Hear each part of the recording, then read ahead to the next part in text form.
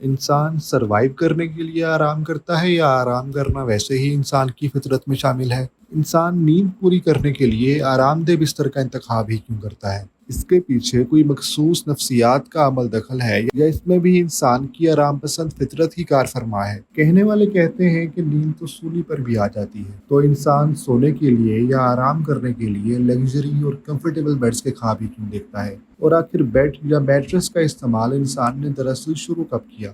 آئیے جانتے ہیں اس ویڈیو میں۔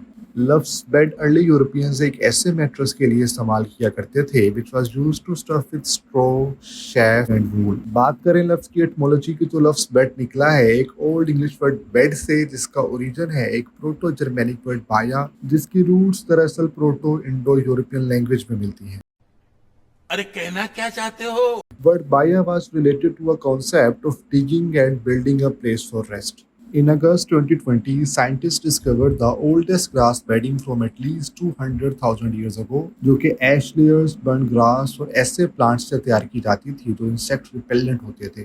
ان بیڈنگز کو اس طور کے انسان انسیکٹس سے محفوظ رہنے کے لیے استعمال کیا کرتے تھے، یعنی ارلیسٹ گراس بیڈنگز ہومو سیپینز نے اپنے سروائیول کے لیے بنانا شروع کی۔ لیکن اس سروائیول میں بھی انسان زیادہ دیر تک اپنی آرام پسندی پر کمپرومائز نہیں کر پایا اور جلد ہی اس نے پام لیوز اور ڈرائیڈ اینیمل سکن کو بیڈنگ کے طور پہ استعمال کرنا شروع کیا، جن کا بنیادی مقصد تو انسیکٹ یا ڈرٹ سے خود کو محفوظ رکھنا تھا، لیکن یہ گراس بیڈ سے قدرے آرام دہ ہوا کرتی تھی۔ ساؤتھ افریقہ کی ایک کیو سے ملنے والا 3600 قبل مسیح کا بیڈنگ مٹیریل ایک ایسے پلانٹ سے تیار کیا جاتا تھا جس کی خوشبو سے انسیکٹ دور بھاگتے تھے۔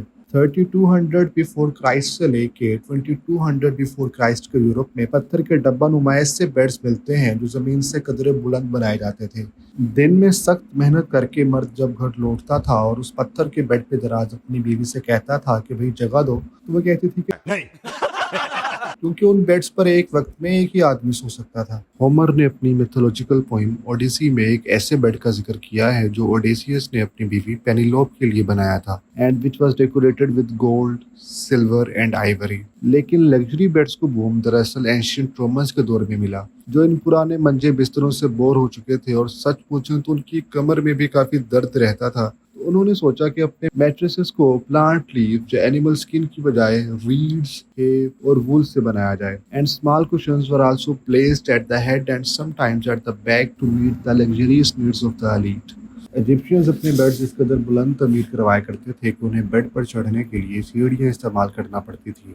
ان بستروں پر سرہانے اور تکیے رکھے جاتے اور ان کے چاروں طرف پردے لٹکائے جاتے تھے۔ ایجپشین ایلیٹ جیسے کہ فیرو یا کوئین کے بیڈز لکڑی سے بنے ہوتے تھے اور ان پر سونے کا کام بھی کیا جاتا تھا، which basically was a reflection of their pride and power۔ Assyrians, Medes اور پرشینز بھی اسی قسم کے پلنگوں کا استعمال کیا کرتے تھے۔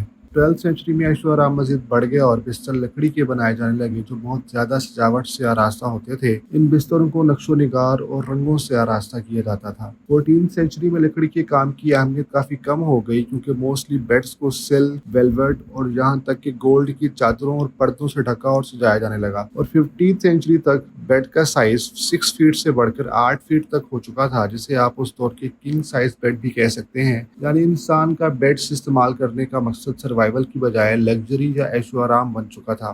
One of the largest beds in the world is Great Bed of War, made in about 1580. It was 10.7 feet wide and 11.1 feet long. This bed is also mentioned by Shakespeare in his famous play Twelfth Night۔ 17th century میں جسے century of میگنیفیشنٹ beds بھی کہا جاتا ہے، beds کو نگینوں سے سجایا جانے لگا اور ان پہ چاندی یا سونے کے نقش بنائے جاتے تھے۔ ورسائلس کا بڑا بیڈ سرخ مخمل کے پردوں سے سجایا گیا تھا جس پہ ٹرائمف آف وینس کا نقش بنا ہوا تھا۔ In 1882, the Nawab of Bahawalpur, Siddiq Muhammad Khan Abbasi IV, had a bed made of solid silver. At each corner of the bed there was a full-sized statue of a naked woman holding a fan. When the Maharaja lay on the bed, his maid started a mechanism that made the women wave their fans۔